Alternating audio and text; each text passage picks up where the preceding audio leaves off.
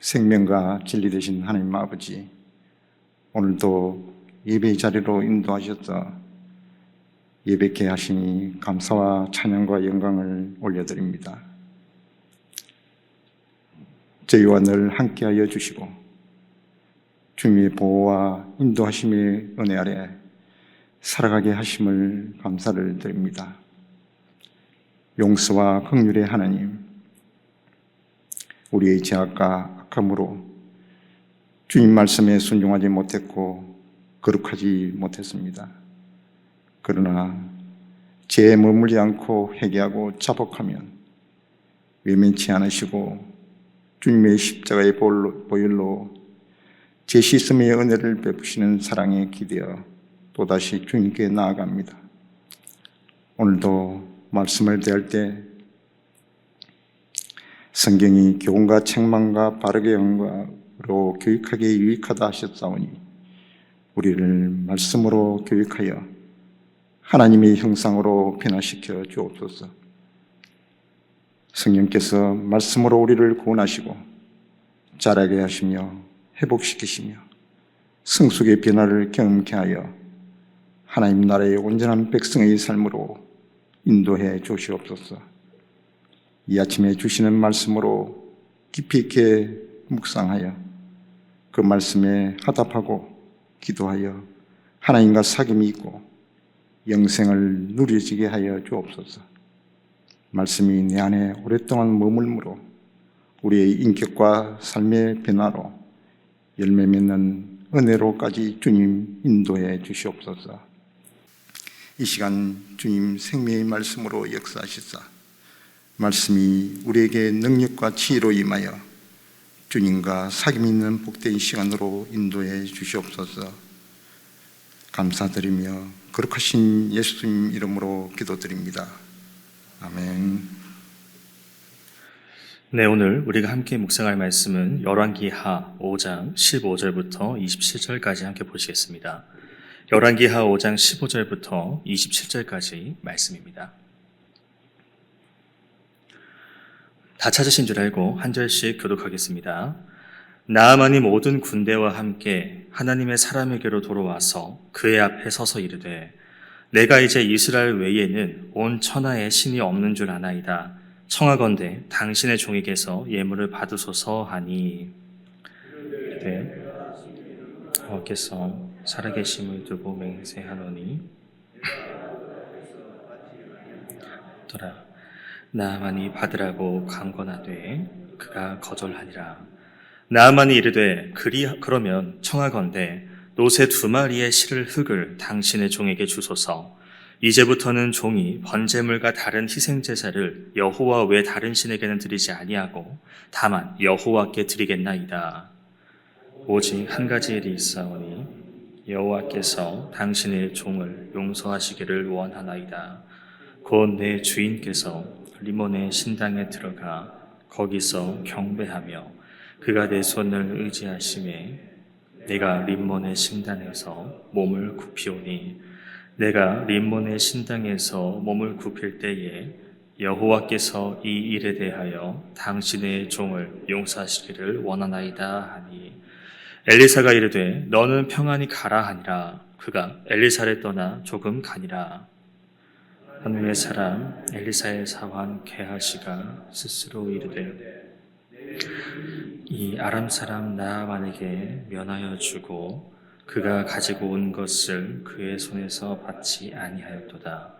여호와께서 살아계심 두고 맹세하노니 내가 그를 쫓아가서 무엇이든지 그에게서 받으리라 하고 나아만의 뒤를 쫓아가니 나아만이 자기 뒤에 달려옴을 보고 수레에서 내려 맞이하여 이르되 평안이냐 하니 그가 이르되 평안하나이다. 우리 주인께서 나를 보내시며 말씀하시기를 지금 선지자의 제자 중에 2 청년이 에봇암 산지에서부터 내게로 왔으니 청하건대 그들에게 은 1달란트와 옷 2벌을 주라 하시더이다. 나아만이 이르되 바라건대 2달란트를 받으라 하고 그를 강권하여 은 2달란트를 2 전대에 넣어 매고 옷 2벌을 아울러 2 사환에게 지우매 그들이 게하시 앞에서 지고 가니라.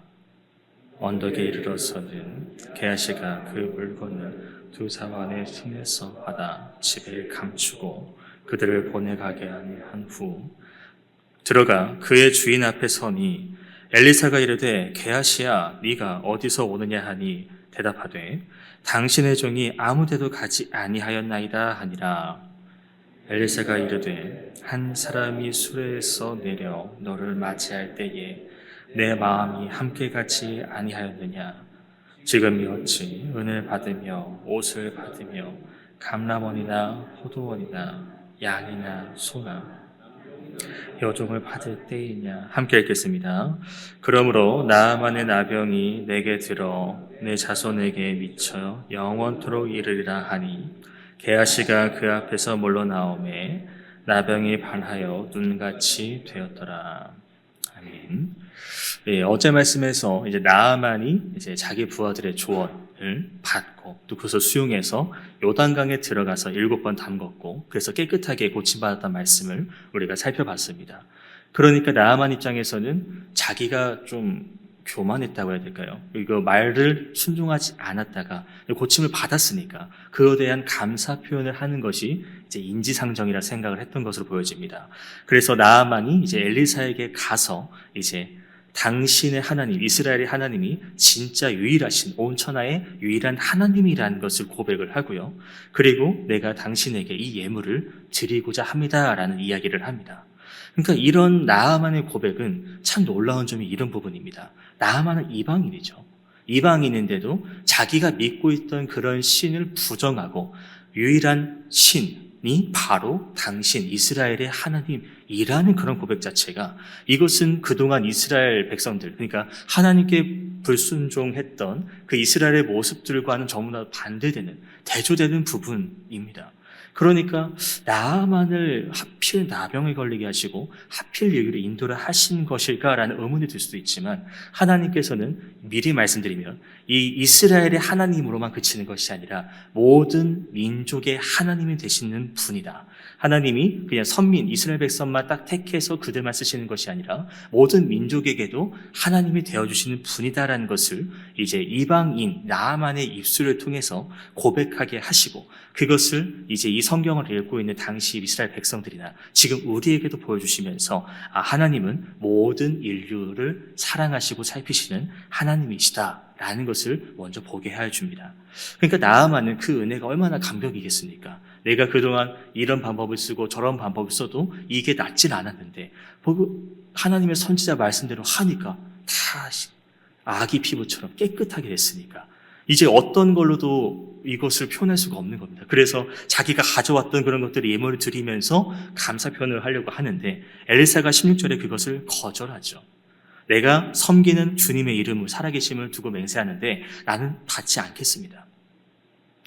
이것은 엘리사가 자기의 고귀함, 나는 어떤 청결한 존재다, 청렴한 존재다, 그 자기의 위엄을 어떤 이름을 높이기 위한 그런 것이 아니라 이것은 내가 한 것이 아니라 하나님이 하신 것이기 때문입니다. 그러니까 나아만이 병을 낫게 된 것은 내가 말해서 내 능력대로 나아만이 고침받은 게 아니라 하나님께서 하라고 하셔서 그대로 한 거고 나는 그냥 말을 전했을 뿐이고 그러니까 그것을 내가 이것을 누리는 게 말이 되느냐? 하나님을 높여야지 내가 높여지면 안 되는 것이거든요. 만약 엘리사가 그것을 받았다면 어떻게 되겠습니까? 물론 엘리사가 그렇진 않겠지만 견물생심이라고 이 또 가진 거 보면 있는 거 보면 내가 약간 욕심, 탐욕이 생길 수도 있지 않겠습니까? 물론 나아만은 순수한 의도, 정말 하나님께서 나를 고쳐주신 것에 대한 정말 그 감사의 표현입니다. 그런데도 내가 이것을 받는 순간 또 이것을 받고 다른 사람이 그걸 보면 또 어떤 생각을 할 수 있겠습니까? 야, 저 사람이 하나님께 이거 바치고 자기가 고침을 받았대. 그럼 내가 하나님께 어느 정도 금액을 드리면은 내가 그 소원을 누릴 수 있겠구나. 그러니까 하나님이 한없이 베풀어 주시는 그 은혜를 이제 거래 관계로 바꿀 수가 있다는 겁니다. 생각 자체를요. 그러니까 엘리사는 그것까지 생각을 했었는지 내가 한 게 아니고 하나님이 하신 것이고 이것을 받게 되면 하나님의 그 위엄과 하나님의 그 이름이 이제 역사하심이 흐려질 수도 있기 때문에 다 그냥 거절해버립니다. 그러니까 이 나아만 어떻겠습니까? 내가 이걸 거저받는 게 이건 말이 안 되는 상황이에요. 그러니까 뭐라도 내가 드리고 해야 되지만 엘리사는 그 뜻을 굽히질 않습니다. 그래서 17절에 그러면 이제 두 마리의 노새가 들을 수 있을 만한, 실을 수 있을 만한 흙을 가져가게 허락해 주십시오. 그러면 내가 이제 가서 이제 그 아람으로 돌아가야 되지 않습니까? 그 아람으로 돌아가서 내가 여호와 외에는, 하나님 외에는 다른 신을 섬기지 않겠습니다. 그러니까 이 흙을 가져가서 뭘 하겠습니까? 내가 이제 나름 이제 그 흙으로 이제 하나의 신전을, 이렇게 제사상을 만들고, 그리고 거기서 하나님만을 향해서 예배를 드리겠다. 흙으로 제단을 쌓고 하나님만 예배하겠다라는 그런 고백. 그러니까 이 나아만의 생각으로는 하나님을 어디든지 계시는 것을 우리는 알고 있지만, 그 당시 나아만은 이제 하나님은 이스라엘의 하나님이고, 그러면은 예배를 드리려면 그 땅에서, 이스라엘 땅에서 드려야 합니다.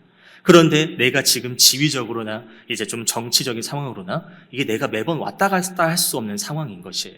그래서 이 흙을 가져가서, 내가 여긴 올 수 없지만 이스라엘 흙을 가져가서 제단을 짓고 거기서 예배를 드리면 하나님께서 내가 이스라엘 땅에서 예배드린 것과 동등하게 여겨주지 않으실까라는 그런 생각을 가지고 흙을 요구했다는 것입니다. 그런데 나아만이 여기까지 보면은 내가 정말 하나님을 믿고 하나님을 의지하고 하나님께 감사하는, 은혜를 충분히 누린 사람으로 보여지는데 18절에 하나 걸리는 부분이 생겨납니다. 그것은 무엇이냐? 이제 이제 아람으로 돌아가면 이제 우상에게 절할 수 없는 자신의 상황을 엘리사에게 고백하고 있다는 점이에요. 이제 아람 왕은 이제 림몬의 신당에 들어가서 경배한다고 이야기를 합니다. 그곳에 들어갈 때 이제 그 아람 왕이 나와 함께 이제 같이 들어갈 때 내가 그를 부축해야 된다. 그러면 아람 왕의 절을 하면 나도 옆에서 절을 해야 된다라고 말합니다. 여기서 림몬은 이제 자연, 그러니까 천둥이나 비, 어떤 바람을 다스리는 이제 바알과 동일시되는 그런 우상으로 생각하시면 되겠고요. 그러니까 우상이고, 방금 전까지 내가 여호와 외에는 다른 신에게 제사를 안 하겠다라고 말했는데, 근데 18절에 내가 올라가면 나 절해야 됩니다. 말이 맞지가 않습니다. 그런데 이것을 듣고 엘리사가 하는 말은 평안히 가라라고 19절에 말하고 있어요. 그러니까 나아만 입장에서는 내가 은혜를 받았는데, 그런데 지금 내 상황은 이 하나님 은혜를 지키기가 쉽지만은 않은 상황입니다. 그래서 엘리사에게 용서를 구하는 것이죠. 하나님, 내가 지금 이렇게 아람에 가서 우상에 절을 해야 되는데 이 상황 주님께서 아시고 부디 좀 용서해 주시면 안 되겠습니까? 그럼 엘리사 율법을 가르치고 하나님 말씀을 전하는 사람이라면 여기서 뭐라고 말해야 되겠습니까? 말씀대로 해야 된다.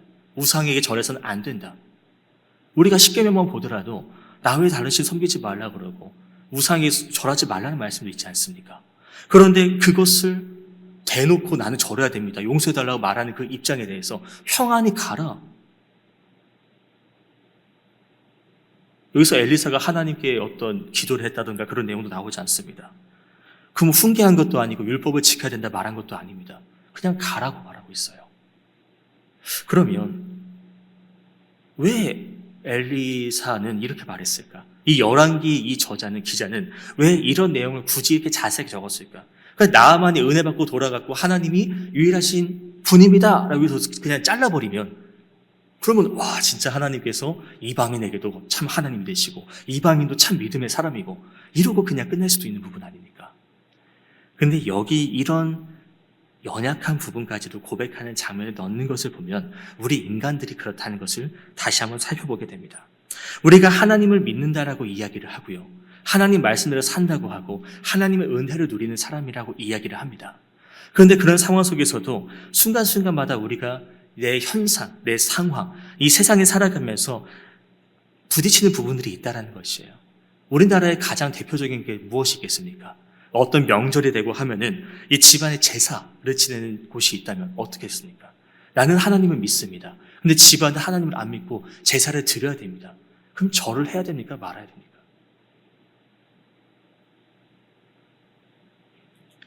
거기서 내가 절을 안 하면 집안 분위기는 완전히 난리가 날 것입니다. 그래서 절을 하자니 내가 하나님을 향한 믿음을 잃어버린 것처럼 보여집니다. 그러니까 나만의 심정이 지금 이런 상황이라는 것이에요. 절을 하자니 하나님께 참 죄송하고, 절을 안 하자니 지금 내가 있는 지위나 그 자리에 그 환경에서 너무나도 분위기가 좋지 않게 돼버린다는 것. 그래서 내가 여기에 절하지만 하나님, 제가 어떤 조상신이나 인문을 섬기는 게 아닌 것을 알아주시길 바랍니다. 그 엘리사는 그 마음까지 알았던 것인지 평안히 가라. 왜 이 얘기 적었을까? 다시 한번 생각해보면 이렇습니다. 나아만은 하나님의 그 이름을 진심으로 고백을 했습니다. 하나님만이 유일하신 하나님입니다. 근데 반대로 이스라엘 백성들은 어땠다고요? 우상을 숭배하고 하나님께 불순종했고 하나님께서 택한 백성임에도 하나님 말씀에 따르지 않았던 그 모습. 이방인과 이 현지인, 선택받은 민족의 이 차이가 너무나도 대조가 되고 있습니다. 그러니까 예수님께서도 신약에 넘어가면 누가복음에 이런 말씀하시죠. 엘리사 때에 나병 환자가 많이 있었는데 이스라엘에 그 중에 한 사람도 깨끗함을 얻지 못하고 오직 수리아 사람 나아만만 깨끗함을 입었다. 이스라엘은 하나님의 백성입니다. 그런데도 그들은 깨끗함을 받지 못했습니다. 왜일까요?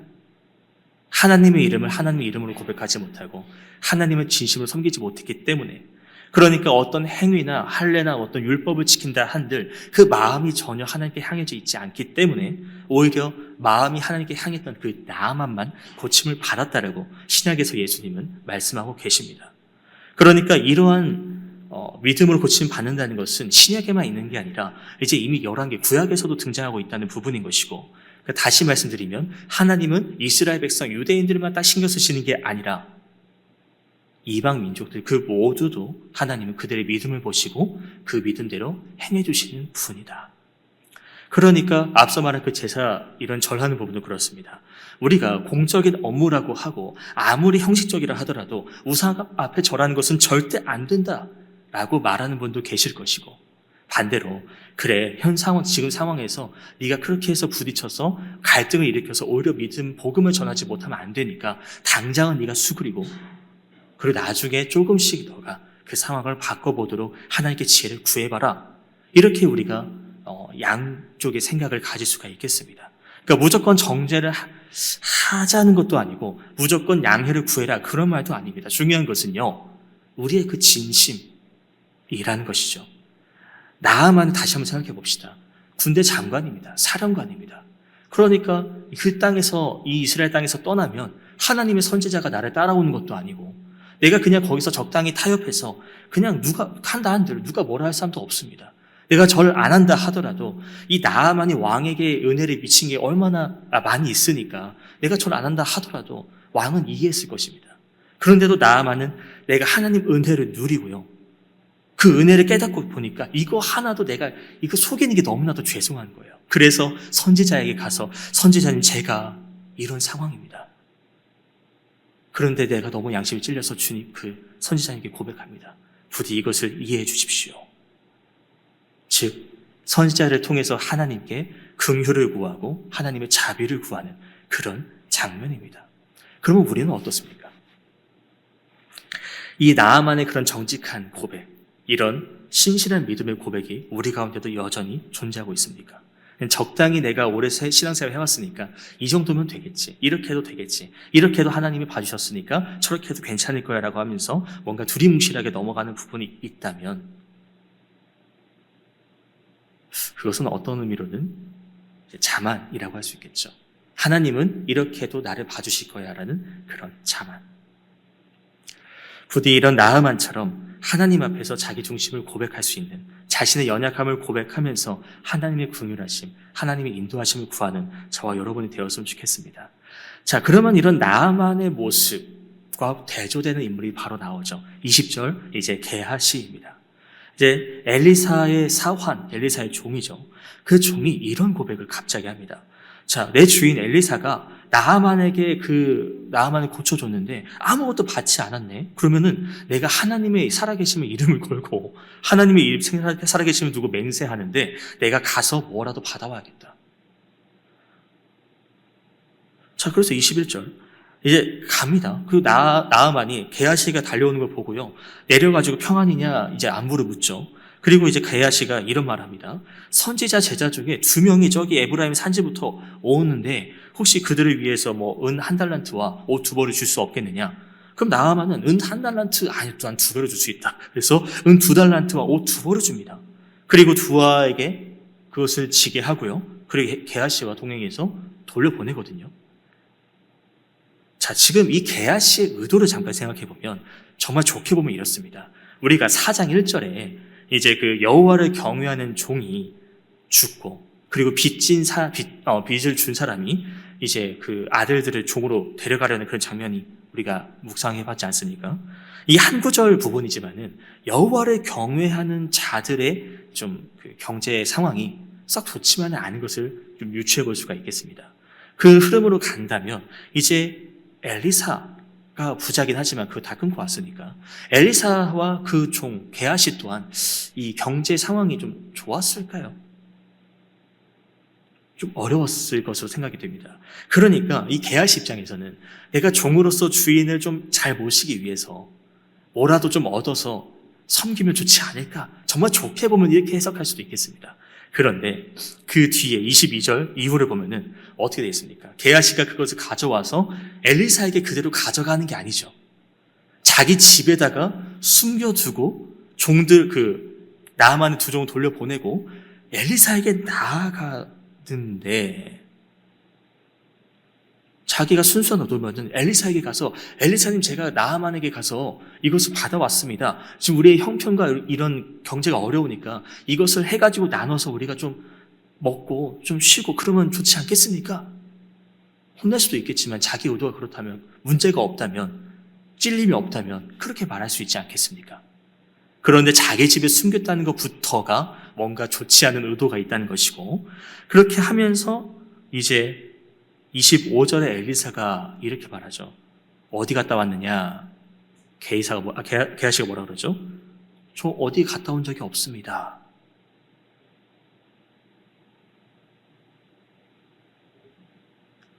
엘리사는 나아만을 고친 것이 어떤 부와 명예를 위해서가 아닙니다. 그저 하나님의 이름을 증명하고 이스라엘 백성이나 이방인이나 하나님의 존재를 알고 하나님이 어떤 분인지 깨닫게 하기 위해서 그 나아만을 고쳐준 겁니다. 그런데 게하시는 그 하나님의 뜻을요 깨닫지 못하고 있습니다. 내가 이렇게 했는데, 우리 주인이 이렇게 했는데, 우리 하나님이 이렇게 했는데 이거를 그냥 거저주는 게 말이 되나? 지금 나 형편도 어려운데 뭐라도 얻어내서 내 주머니 채우면 좋지 않느냐? 근데 이 주머니를 우리 모두가 아니라 자기를 위해서 채웠다는 게 문제입니다. 탐욕이죠. 그 욕심으로 인해서 이제 엘리사가 그것을 알고 게하시를 추궁했고요. 지금 이 질문을 한 것도 게하시에게 용서를 주려고 하는 부분이죠. 회개할 수 있는 기회를. 근데 그 게하시는 그것을 걷어차버립니다. 나는 어디 간 적도 없습니다. 왜 나한테 그런 이야기를 하십니까? 그래서 엘리사는 너가 갔던 나귀에 내렸던 그 사람이 있는 곳에 내 마음이 있었다. 엘리사는 다 알고 있었습니다. 그리고 하는 말이 뭐죠? 지금 은 받고 옷 받고 올리브 기름을 포도나무 양소 남녀 종을 취할 때가 맞느냐 하고 책망을 하고요. 그리고 게하시에게 징벌을 선포합니다. 나아만에게 있었던 그 나병이 너에게로 옮아갈 것이고 너의 자손 또한 그 벌을 영원히 받을 것이다. 나아만은 이방인이지만 하나님 품으로 들어왔고 게하시는 선지자의 종으로서 열심히 섬겨왔지만 결국 하나님 백성으로부터 떨어져 나가게 되어버렸습니다. 징계를 받아버렸죠. 예수님은 마태복음에 이런 말씀하시죠. 아무도 두 주인을 섬기지 못한다. 너희는 하나님과 재물을 아울러 섬길 수 없다. 게하시는 그 재물에 마음이 넘어가 버렸습니다. 아무리 하나님의 선지자 엘리사의 종으로서 열심히 섬겨왔지만 나아만이 많은 재물을 가지고 와서 엘리사를 방문했을 때 그의 마음에는 그 물질에 대한 욕심이 생겨나 버렸고, 엘리사가 그것을 거절했을 때 왜 저것을 거절하지? 내가 하나님의 이름을 걸고 저것을 받아오겠다. 게하시는 하나님의 이름을 망령되이 일컬었고요. 거짓말까지 해버렸습니다. 우리가 신앙생활을 하면서 큰 유혹 중에 하나가 이런 부분이 아닐까 합니다. 물질과 욕망. 우리가 하나님의 은혜로 살아간다고 말하지만 정작 내가 세상에 살아가면서 필요한 것은 물질입니다. 그러니까 그 물질이 없으면은 배고프고 힘들고 어떤 문제를 해결하는 것도 많이 돌아가야 되는 그 세상의 풍요와 물질이 너무나도 커 보일 때가 있다는 것이죠. 그러니까 그리스도인이라고 말하면서도 하나님을 전적으로 의지하고 나아간다 말하면서도 어느 순간 그 세상의 어려움을 마주하면서 하나님의 영광이나 그런 이름을 바라보지도 않고 그저 내 욕심, 내 배고픔을 해결하기 위해서 그렇게 살아가고 있는 부분이 있을 때도 있다는 것이죠. 그런 모습을 하나님 보시기에는 참 안타까운 그것이 지금 여기서는 게하시의 모습입니다. 그러니까 오늘 말씀 보면서 우리가 받아야 될 생각을 우리가 살펴볼 것은 무엇일까요? 참 믿음은 하나님의 은혜를 깨닫고 감사하면서 살아가고 탐욕이나 어떤 욕심에 사로잡혀서는 안 된다. 물론 물질이 필요합니다. 돈도 필요하고 물질도 필요합니다. 근데 그것을 하나님의 영광과 바꿔서는 안 된다는 것이죠. 그렇게 하지 못하면요. 내가 물질이나 이런 것에 쉽게 걸려 넘어진다면 우리는 게하시와 같은 꼴을 당하게 될 것입니다. 하나님은 이 말씀을 통해서 심판, 정의에 대한 심판을 보여주시죠. 그런데 꼭 그것만이 아니라 우리가 좀 더 넓게 본다면 하나님은 여전히 우리에게도 돌이킬 수 있는, 회개할 수 있는 그런 기회를 여전히 제공하고 계십니다. 요한일서에 이런 말씀이 있습니다. 우리가 우리 죄를 자백하면 저는 미쁘시고 의로우사 우리 죄를 사하시고 모든 불의에서 우리를 깨끗하게 하실 것이다. 게하시의 이야기가 참 탐욕, 그 욕심이 어떤 결과를 초래하는지 그 죄가 얼마나 무거운지를 보여주면서도 하나님은 나아만의 경우를 보여주시고 또 신약 이후의 말씀들을 보여주시면서 또 회개하는 자에게도 여전히 기회를 주시는 분이다. 내가 실수하고 죄를 지을 수 있습니다. 우리가 하나님 말씀에서 어긋날 수도 있습니다. 그럼에도 하나님은 그것으로 끝이 아니라 여전히 우리에게 손을 내밀어서 기회를 주신다는 것. 물론 이것을 노리면서 내가 더 죄를 지은 다음에 나중에 회개하자 이런 생각을 가져서는 정말 큰일 날 수가 있겠고요. 하나님이 우리에게 손을 내밀어 주실 때 여전히 우리에게 기회를 주실 때 놓치지 말고 그 은혜 가운데로 우리는 나아갈 수 있어야 될 것입니다. 오늘 우리가 부른 찬양도 어떻습니까?